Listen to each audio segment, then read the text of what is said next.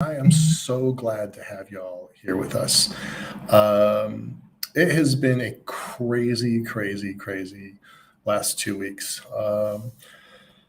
Our program schedules got kind of messed up a little bit, but we've had some really big stuff. So I hope y'all have been paying attention. Uh, Space Frontier Foundation had a big show last week on Tuesday. And I'm hoping that maybe some of y'all watched our show Wednesday last week with the Mars Society. So um, if you did, great. We're going to talk about it some more. If you didn't, I'm going to give you some background information. But our whole show today is really focused on the Mars Society and some of the stuff that's been happening this week. So this is kind of current events. So I'm going to call it. When we do this, we have kind of three sets of programming. We have one where we have a guest, and we do have a really cool guest coming up on. I think it's Wednesday, but it might be next week. Les Johnson, he's a terrific guy that has a background at NASA Advanced Concepts project team. He's the lead investigator of a mission, which is really neat, and he's got a personal passion for interstellar travel. So pretty fascinating. So we have a lot of guests. We've probably had 30 or 40 guests by now, something like that. We do a deep dive into policy and technical documents. I considered doing that one today because there's been some stuff that has been pretty important. I'm going to hold off on it. And then the third thing that we do is a news recap show. And for that, I'm going to go ahead and do that today. I think that's probably pretty important. A lot of stuff has happened in the last few days. But I'm going to, instead of what I normally do, which is focus it on either the money, the policy, or the infrastructure, the hardware of going to space, I'm really going to be focusing on the Mars Society's most recent announcement and some of the stuff that means to me, like my own thoughts about this, because this stuff is really important. And I'm wearing a moon shirt on purpose. I would always count myself as a Martian. Sorry, as a lunatic, not a Martian. But lately some things have changed. Some really big things have changed, and they deserve kind of my not reallocation of priorities, because that's not going to change. I'm still focused on building an elevator on the moon. But definitely, maybe the path to it is a little different than I thought. So I've in the very recent months, I have really spent a lot of time thinking about Mars as a destination, as a goal. And before I get into the Mars Society's announcement that they made on Wednesday, I'm going to give you a little bit of my own personal history because I think that's relevant. When I first got interested in space, I think some of you know I was reasonably financially comfortable. I would never say rich because the Silicon Valley folks have really changed what the definition of rich. But I was quite comfortable for my early 30s, substantially more comfortable than most people in their early 30s. And that gave me the luxury. My wealth came from real estate, and that gave me the luxury to look around and try to identify, what did I want to do when I grew up? And I'd always been interested in space ever since I was a little kid. And so I'm in this spot when I'm at my end of my 20s, earliest 30s, trying to figure out what do I do next. My small internet company had closed in 2001, in the beginning of 2001. The end of 2001. And this being September 11th, was a pretty big deal to me. Not in the same way it was to other people in New York, but it had some really direct personal impacts on me. I didn't lose anybody. I'm not trying to claim that. It was a different kind of impact. Um, but it was around that time that I got to know Dr. Brad Edwards. I think it was October 2001, and might have been November, something in that range. Let's call it October. And he introduced me to the idea of the space elevator, and from there, the whole course of my life pretty radically changed. So fast forward, I got really interested in space-based solar power because the rocketry wasn't available for space-based solar power. I got invited to work on the project of the space elevator as a way of getting mass cargo into space. And that was a pretty big deal. That changed the course of the rest of my life. My very, very first technical conference was after I had when I was interested but not yet committed to working on the space elevator.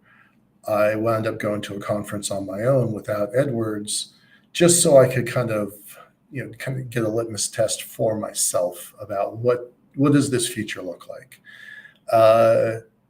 And I had new friends going to a Mars Society conference, so I decided I would go to a Mars Society conference. I didn't know anything at all about the organization, about the people, about the idea, but that seemed like pretty fun and a pretty good way for me to get a reality check of this new field. There, I met other folks at the Space Frontier Foundation, the National Space Society, the Planetary Society. And as I say, it kind of changed the course of the rest of my life. It was at that Mars Society conference, I think it was 2002, springtime, I think, that I met Elon Musk for the first time. So that was a pretty memorable, interesting meeting. To be very candid, I didn't think much of him then. And that opinion didn't change the other two times I've met him also.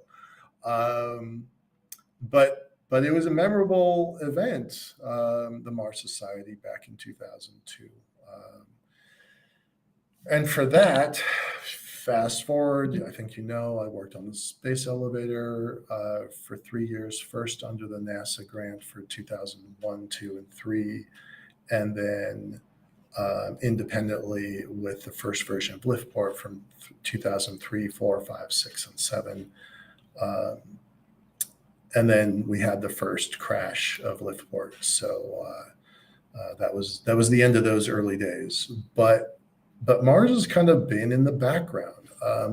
Eventually, as we moved to focus and rebuild the company in 2017 and 18 to focus on the lunar elevator, Mars kind of, if you will, receded into the background for me. And it wasn't until about 2 years ago, 3 years ago, that I started getting to know James Burke. At the time, he was the vice president of the Moon Society, and he had been one of the founding members over 25 years ago with the Mars Society. So the Mars Society got one of the Club for the Future grants. That's Jeff Bezos's Blue Origin grants. 19 companies got $1 million, and one organization got $20 million. So it was a pretty remarkable day when all those things were announced. The Mars Society was one of the organizations that got $1 million grant. And as a result, they hired James Burke to be the new, and I think, in my own opinion, the new and permanent executive director of the Mars Society. And as I've told him many times, he is going to be at the helm of the Mars Society when we land people on Mars. And I think that is a pretty profound and important position and role that he has. So yeah, fast forward up till, I'm not taking my eye off of the moon, but I am saying that my horizon has expanded to include Mars in a way I did not have before. And most of that comes from this new announcement for the Mars Technology Institute. Some of you may have been paying attention. About 4 months ago, I told you I went to a big meeting that I couldn't really talk very much about because it was private. It was not my story to tell. What they did here in Seattle was host a brainstorming think tank session to talk about this new idea. And it is still just a new idea. It's getting legs, but it doesn't have legs yet. And I'll talk about what that means here in a moment.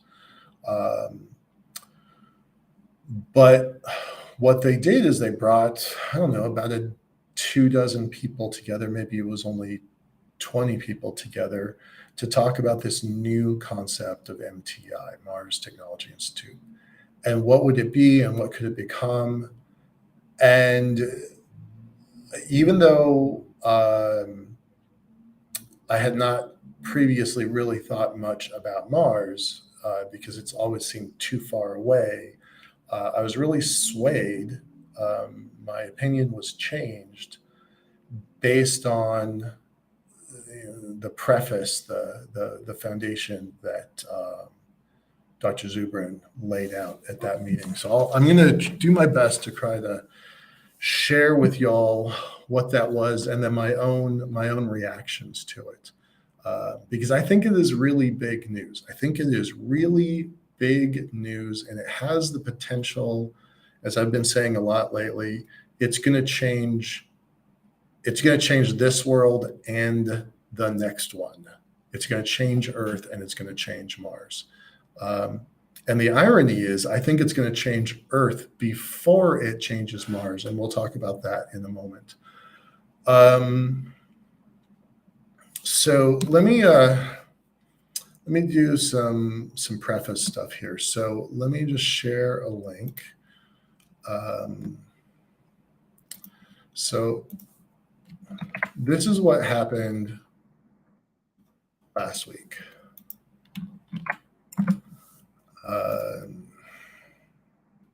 Give me a second.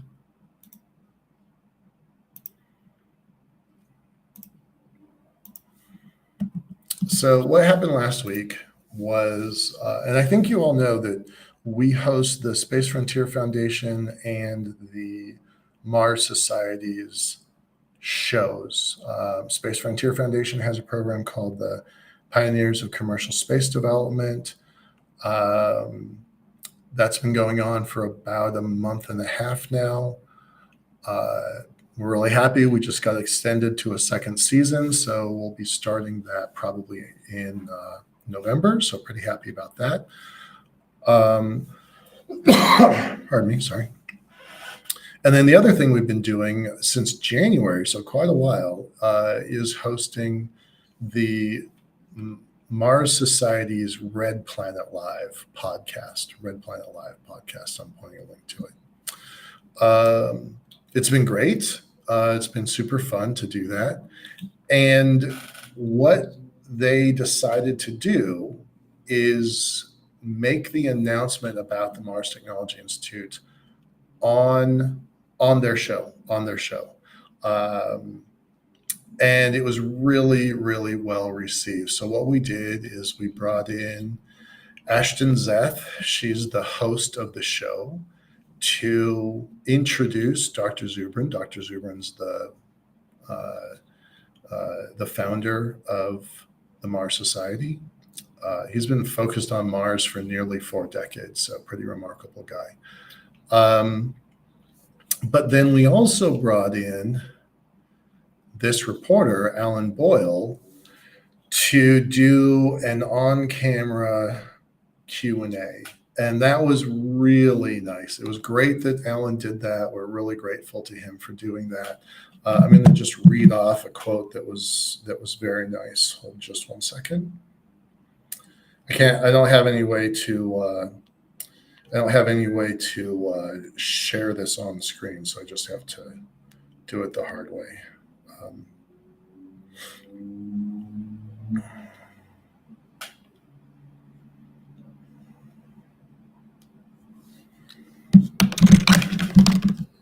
So during the, so I know you really can't see that, but that's Alan Boyle. And during the interview, somebody wrote very nicely, "Thank you, Alan Boyle, for substantiating MTI's credibility by asking the tough journalistic questions. Total pro!" Exclamation point. So Alan Boyle has been in the space news business for 20 years. I have known him for 20 years. When my company first went out of business, when Liftport first went out of business back in 2007, Alan is the only person that I trusted to tell the whole story of the collapse of my company. I'm good friends with several reporters. I like reporters in a really important way. They've been really significant and ultimately very powerful to the growth of my company over time. But when we were failing, it was Alan that I went to tell the story. And so I have known him for a long time. I hold him in very high regard. And so it was really terrific that he did the online Q&A for this program. So I'm going to encourage you to watch this program. The link is here. Just a moment.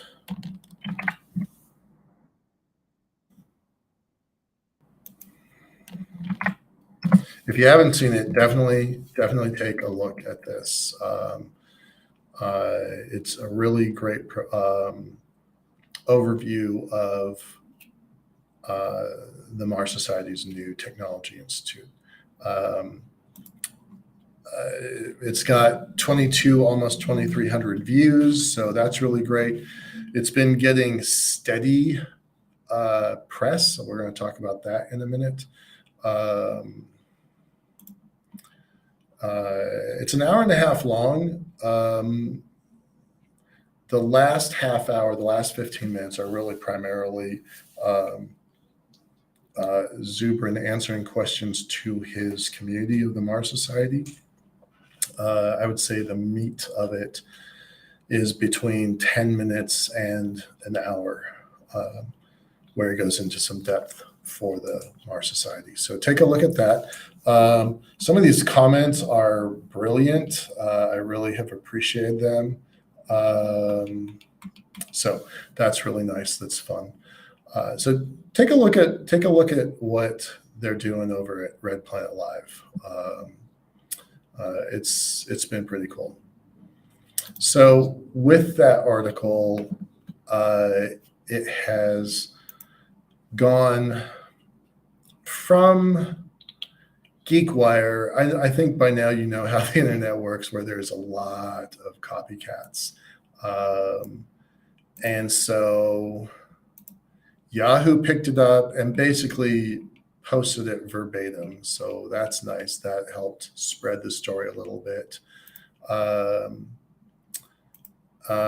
Locally here in the Seattle region, the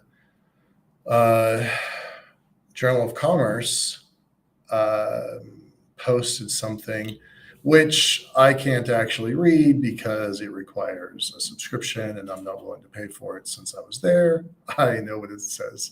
But I was curious about what this article said, because it is nice to see that the um, journal, not the Wall Street Journal, the Journal of Commerce, is covering that. That's pretty great. That was kind of unexpected. Um, I'm going to post the link in case people do locally have a subscription.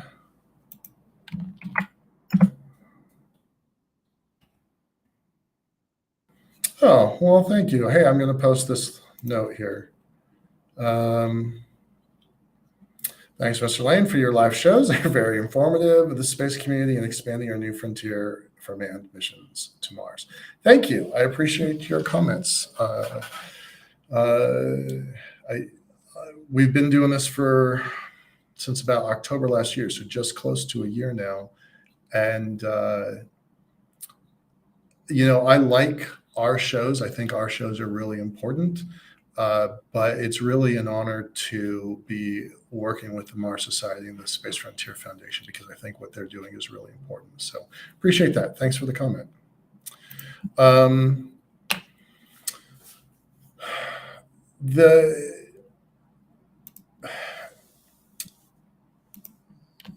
Boyle writes his own articles that he keeps a running track of at the Cosmic Log. So this is basically the same story. I would recommend that you get to know who Alan Boyle is. He's done some amazing reporting in his 20-year career. He is about 80% retired at this point. He and Leonard David is the other reporter I know the best, and then maybe behind that would be Jeff Faust. But Leonard David and Alan Boyle are pretty near retiring. Not fully, not ready yet, but they are doing less work than they used to do. So it was really nice to have Alan come on to the show and host it. So that was Wednesday. And then let me get a little bit more of the copycat stuff. So this is just copycat stuff. And you know how the internet works. They're gonna take a story that's got a little bit of juice behind it, mildly rewrite it or not write it at all, and use it to get advertising and clicks. Clicks. That's how the internet works. So I don't know who these folks are. Doesn't matter to me one tiny little bit. They're just reposting what is already out there. This one is slightly different. They have misspelled the name or misordered the name, Mars Institute of Technology, and they're now calling it MIT. So we're definitely going to be watching that. They've taken the art and modified the art. They're trying to do some things to make this their own story, but it's not their own story. I do like that there's some Spanish in here. I don't know if that is for clickbait or if it's because he has a Spanish name. I really don't know. But again, this is for selling space-related T-shirts. It's just a copy of a copy of a copy, and that's how the internet works. Here's another one. This one goes a little. They write a little bit that's somewhat interesting. Mars Society is operating stations in Utah and the Canadian Arctic. By the way, I talked to one of the guys from the Canadian Arctic Friday. Very interesting, some of the stuff he was talking about. So these are just copycat articles. I'm just showing you them because, again, I think it's kind of important to know how this story spreads. I'm just going to blip this up for a moment. Ignore this. The Mars Society does not pull money off of their shows. I know that for a fact. But these icons are Ashton's shows, Red Planet Live, and you can kind of see what we've gotten over the last 9 months or so. So pretty happy about this. Like this makes me happy for our clients, and it's good for us. I really love that they've gotten so many subscribers in the last few months, and their view numbers are pretty high. So, yeah, this is all since their show started. This is their first show. So, and then a final copycat. And so what I'm saying is that the word is starting to percolate out. Now, I'm going to stop sharing here for a moment. I am a little disappointed that it hasn't made what I consider to be national news. I think it should have. I think it was supposed to. I think it deserves national attention. So we're going to try some stuff to get it back on the proverbial radar. I think that's really vital to the success of this thing. I've been saying all along, this is a $10 million project or nothing. And I think it doesn't stop at 10 million. It moves from 10 million to 100 million pretty fast. And I think anybody who's been watching our shows for the last nearly year knows that I know the numbers behind my claim, right? So there's 1,800 funded space companies totaling $280 billion that has gone into the commercial space sector. Now, are they going into Mars? No. Are they going into the moon? Almost no. We did some stats with, we looked over some stats in a report from Space Capital maybe 2 months ago. No, sorry, it wasn't that long, 6 weeks ago. And we reviewed their latest stats, and only about 400 million of that 280 billion has gone into the moon. Not one nickel that I'm aware of has gone into commercial development of Mars. So I know what the hill that we're trying to climb looks like.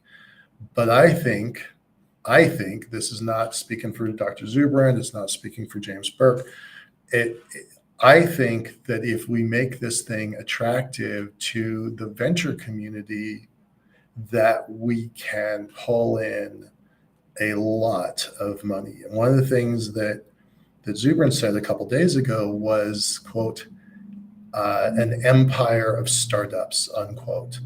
And if you look at companies like TechCrunch or especially Y Combinator, an incubator program that focuses on advanced technology can become quite successful. And so in subsequent conversations since then,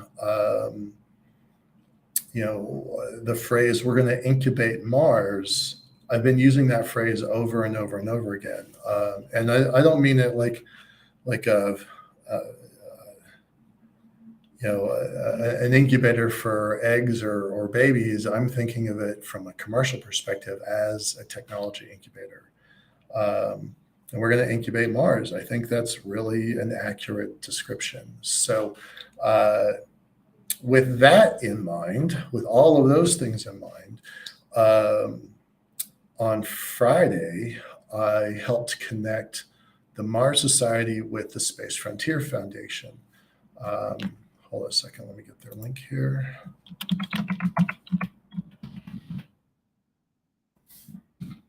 I thought I had this one already up, but I did not. So give me a second.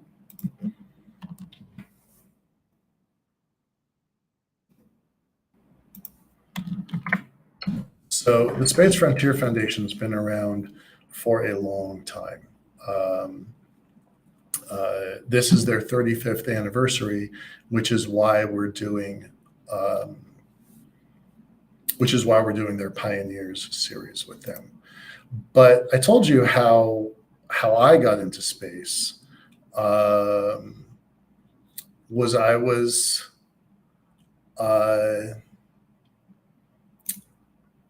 went to the Mars Society event first. But I quickly saw that, in my view, that Mars was too far away, and so I definitely got more interested in the Space Frontier Foundation. And I've been an advocate of the Space Frontier Foundation for a really long time, nearly 2 decades. Maybe it was 15 years, but I've been an advocate for a long time. I missed my first pinning and didn't officially become one until 2017 or 18, I think. But I've been in the background in the Space Frontier Foundation for a really long time. And what I came to the conclusion with was, while I've been working in the background to evaluate MTI and I've been kind of seeing the inner workings, what I came to the conclusion was that there's a good reason the Space Frontier Foundation and the Mars Society never really connected. And that was, for most of the folks that are interested in the Space Frontier Foundation, they are technology development folks. They want to actualize in near term, in real time. They want to actualize the technologies necessary to go to space. So appropriately, they mostly focus on satellites, communication, observation, to a lesser degree, but importantly, space stations. And then there's a few of them that work on rocketry and the moon. But very few, in fact, none that I can think of, were focused on Mars, because Mars was just considered too far away. So fast forward to our meeting about 4 months ago here in Seattle. Zubrin says two really critical things. One, if you can assume that transportation to Mars has been solved, and he gives good reasons for that. SpaceX, Blue, half a dozen reusable rocketry companies just in the United States alone. You expand that out to Europe and Asia, it becomes 10 or 15 reusable rocketry companies very, very quickly. 2 dozen reusable rocketry companies around the world means that either soon or already, the transportation systems to get people en masse into orbit has effectively been solved. And I think that's accurate. Can we put people on Mars now today? No, absolutely we cannot. But we are very, very, very, very close. Closer than I was really paying attention to. And then the other assumption, if transportation has been solved, then the other assumption is someday there will be 100,000 people living on Mars. And I think that's true of the moon. So why would I split hairs and say if it's true on the moon, why is it not true on Mars? And I couldn't come up with an answer. I could not come up with a reason that would be a showstopper for Mars. So I bought into Zubrin's arguments, hook, line, and sinker, that transportation has been largely solved and that there eventually will be 100,000 people on Mars. So if you can swallow that, and I know for some people it's definitely a stretch. I've been working on a mythical space elevator, first on the Earth and then on the moon, for 20 years of my life. So I can look into the future. I have a reasonably accurate crystal ball, and I can say, okay, this is a future I believe in. I think this is going to happen. So how do I help? That was it. That was kind of what got me here. How do I help? So from that, Zubrin then proceeded to kind of break down his argument. And I'm going to showcase another video I want you to watch. Hang on just a moment.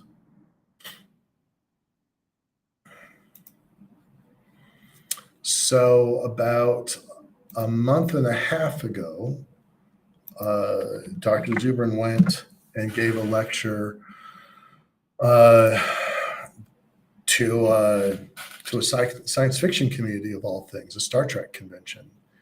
And this was, a month ago, early August, 5 weeks ago. This one really kind of breaks down into some detail his thoughts. And I am going to try to put my own ideas based on his thoughts. So I'm not copying him. I'm kind of like using him as a starting point and riffing off of it. So definitely encourage you to watch this video. It's quite intriguing.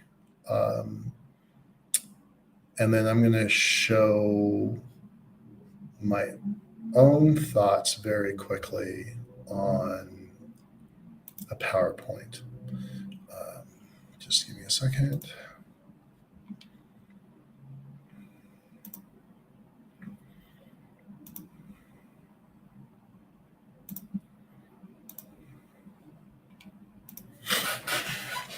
Okay. I kind of love these Midjourney images. There's something technically wrong with absolutely every image in this deck. Nevertheless, I think they're pretty fun, pretty playful, and I don't want you to take them seriously because I'm not taking them seriously. But I do like them in the way that they spark the imagination. So, here's Mars, right? And one of the things that Zubrin keeps saying is that we have the ability to send an expedition basically now, whether that's 4 people, 6 people, 8 people, whatever the number is. We're basically ready. I think he said the other day he expects the first crewed mission possibly 2026. That seems a bit ambitious to me, but 2028, 2030, I could see that. And he and I have had conversations on camera before where he lays out some rationale for the next president, looking at what SpaceX is capable of doing, what other companies are capable of doing, and using that as a catalyst for the administration to focus their energy on Mars. And it was a pretty credible argument. So I just showcased this video. I definitely want you to take a look at it. What he's saying is, look, we've got the transportation. The transportation element if it hasn't been solved today, it's imminently solved. It will be solved in the very, very near future.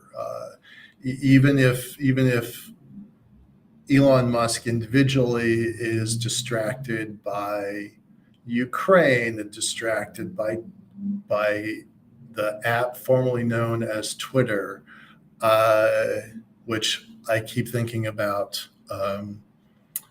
when the artist formerly known as Prince changed their name into a symbol. And I'm like, wow, has Musk kind of lost his mind there, the way Prince did for a little while? Anyway, that's an inappropriate sidebar. But if it doesn't matter if Musk individually is sidetracked by these other things, the organization, the company of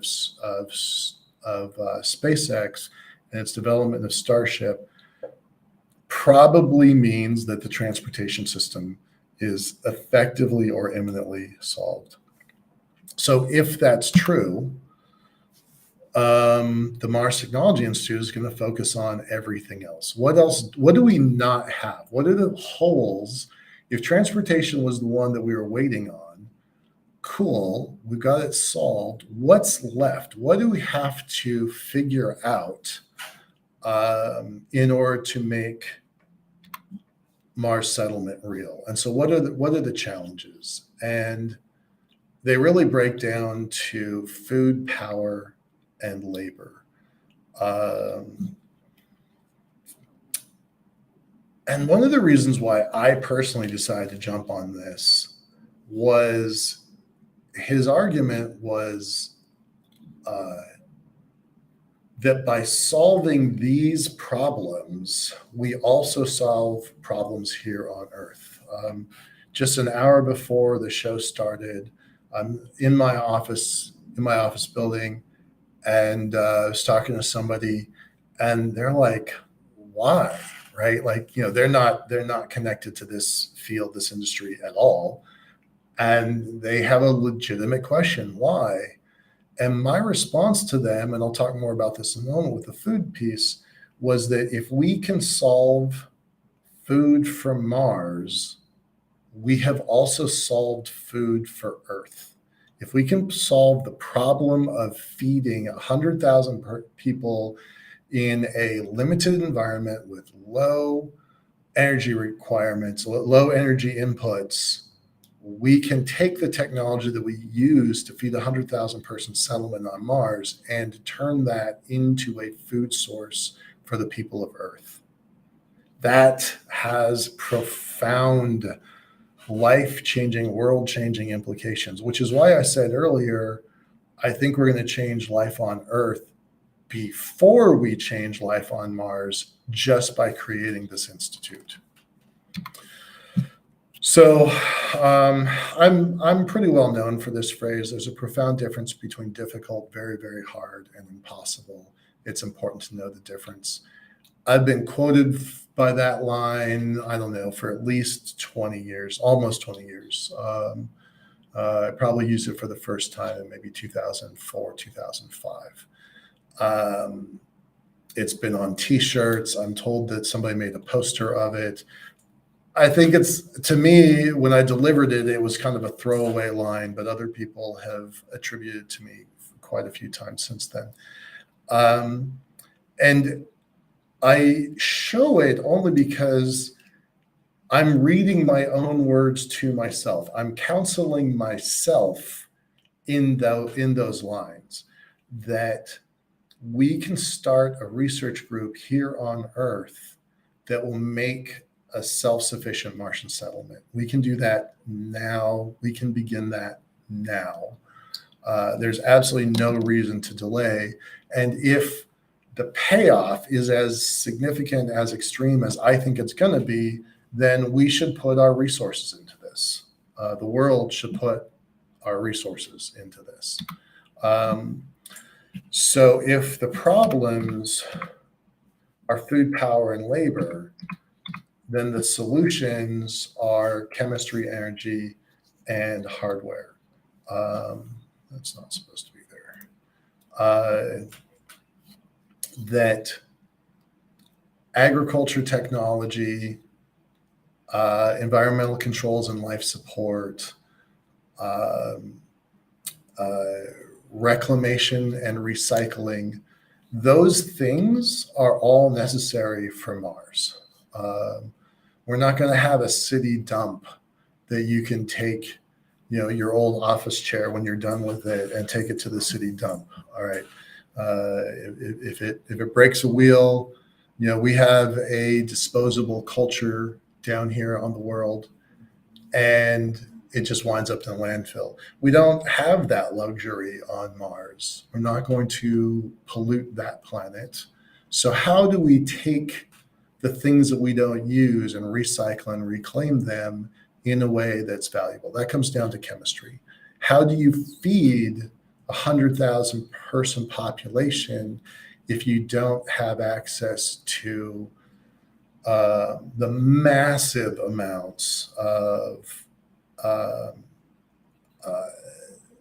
fertilizers that we use and dump in the soils every day all over the world, the bread baskets of the world, California, Ohio, Ukraine, all over the world. We've become very dependent on various agriculture technologies, but we don't have those available to us in the Martian ecosystem. So And I use the word ecosystem lightly, right? You understand that.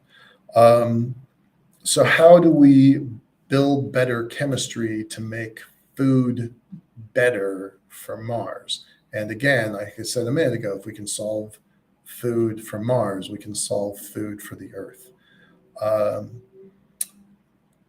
So lots of different kinds of environmental controls, life support systems are going to be necessary for Mars.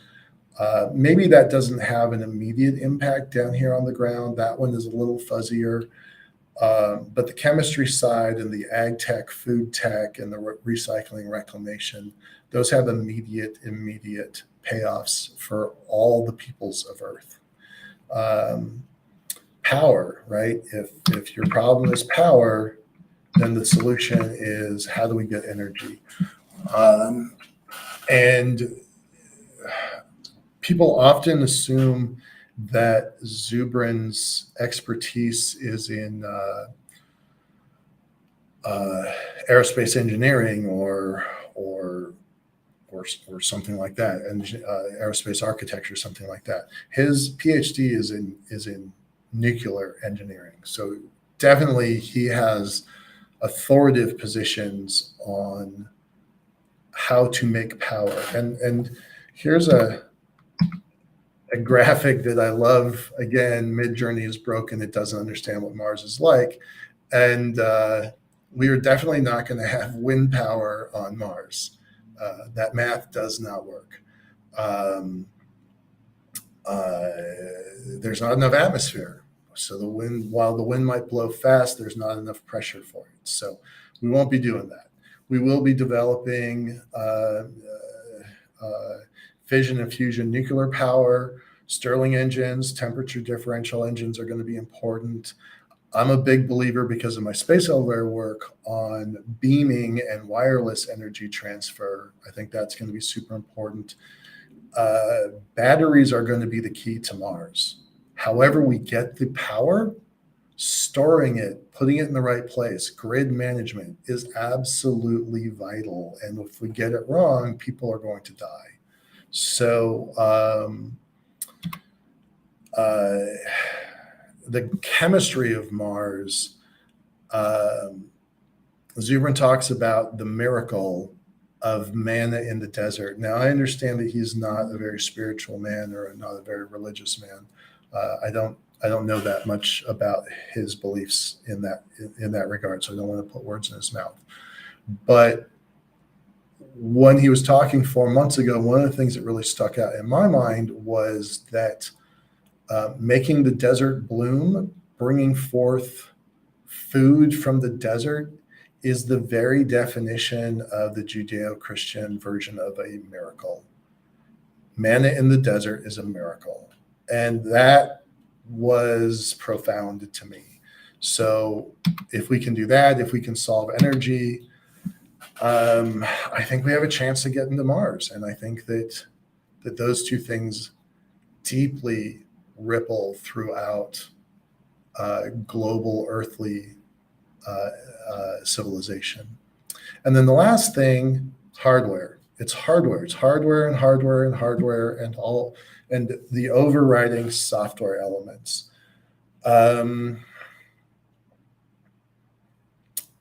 At some point, you're going to have to say, open the pod bay doors, Hal. And you're going to be in a spacesuit, and you're going to be walking towards a structure, and you're going to have to, have a command, open the pod bay doors, Hal. And I don't think you need to do that anymore. I think you're going to have wireless communications, brain-computer interfaces, artificial intelligence, and robots, because the labor shortage of Mars is going to be so extreme that you're going to have to continually gadget your way into a solution to a problem. And you're going to see it over and over and over again. So those are my views of Dr. Zubrin's views of going to Mars. So I think it's going to be pretty fun. I think the Mars Technology Institute will be will have ripple effects going far, far into the future. The rollout plan has already started to happen. We had the event first with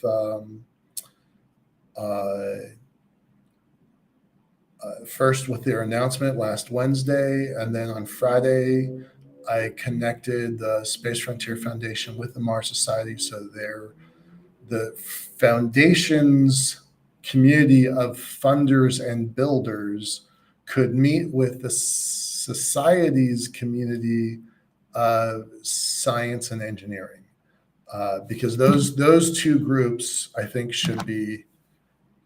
they should be working together.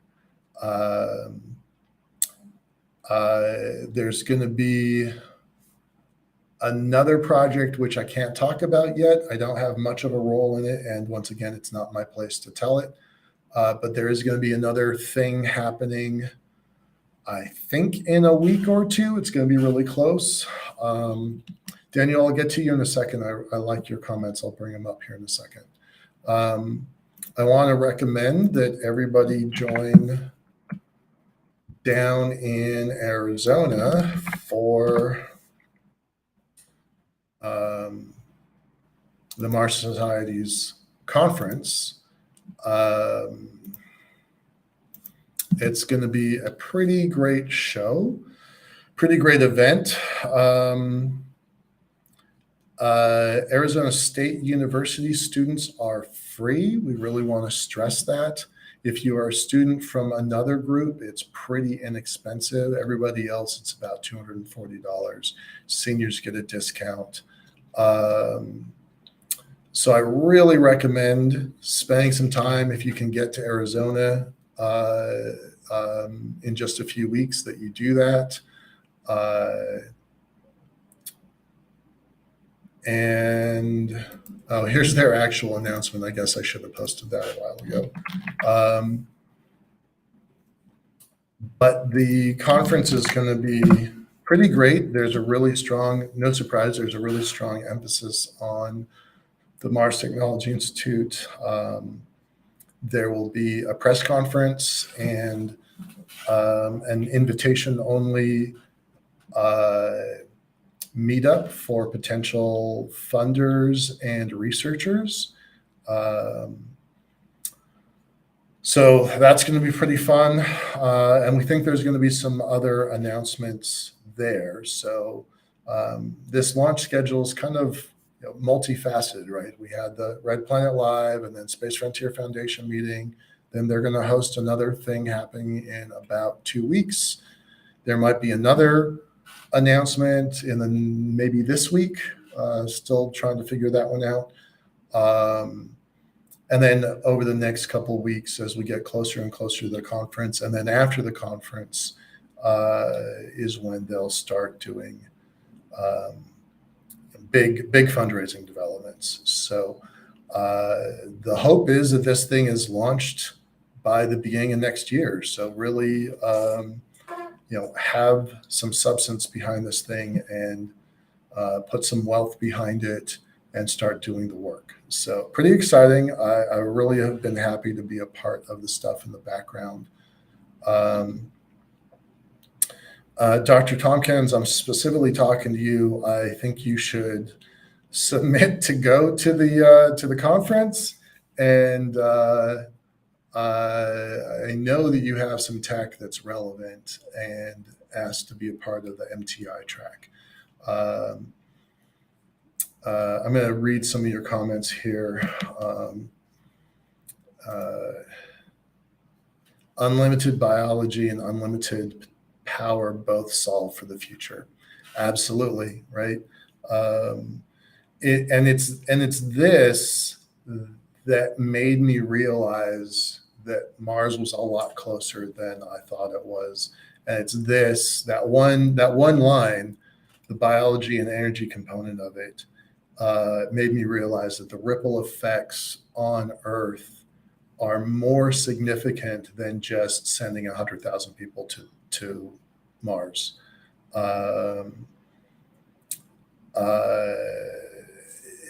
I'm going to showcase your other comment here. the value of applying it to Earth is immense. True future civilizations, if they can grow, the frontier is opened.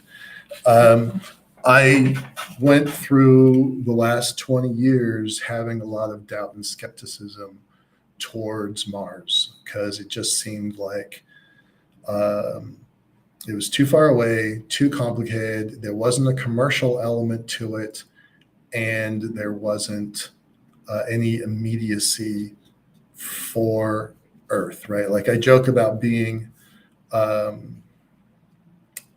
I don't want to have that up there. I joke about being a lunatic versus a Martian, but what I really, really am is I'm an Earthling. I'm an Earthling, and I've been asked before if I would climb up on my elevator, and I told everybody I'd be the first one, and I would, but it's a joyride for me. I'm not the person who's going to go to the moon and settle it. I'm not the person who's going to go to Mars and settle it. I want to build Columbus's ships. I don't want to sail with Columbus. But the kind of unlimited potential for Earthlings by going to the moon, by going to Mars, that's irresistible to me. It's absolutely irresistible to me. So I appreciate your comments, Daniel. I want to encourage you to maybe attend the conference. There are virtual presentations. They are most of the abstracts for presentations have already been developed and have been approved, but they are opening some stuff up for the MTI track. So I encourage you, if you're interested, to put an abstract in.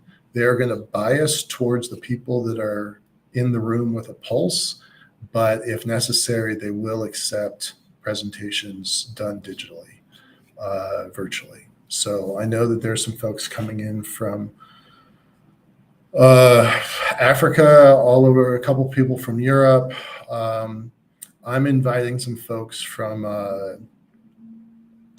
the Netherlands, Montreal, Canada, and a couple places in the US. But the MTI track is going to be particularly compelling, so I recommend it.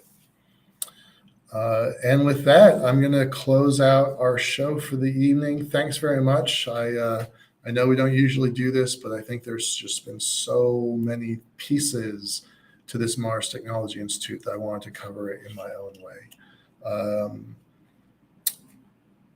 When tomorrow we've got a combined show with the Space Frontier Foundation. They're pioneers for commercial space development. We're going to have Sam Caniglio, Tom Olson, and Rod Godwin on the show. They're going to each tell a fascinating story of their own history in the commercial space development. And then Wednesday, we either have a guest or I've got a policy show. We don't have that guest quite. We know he's coming. We just aren't sure whether he's going to be on this Wednesday or next Wednesday. All right.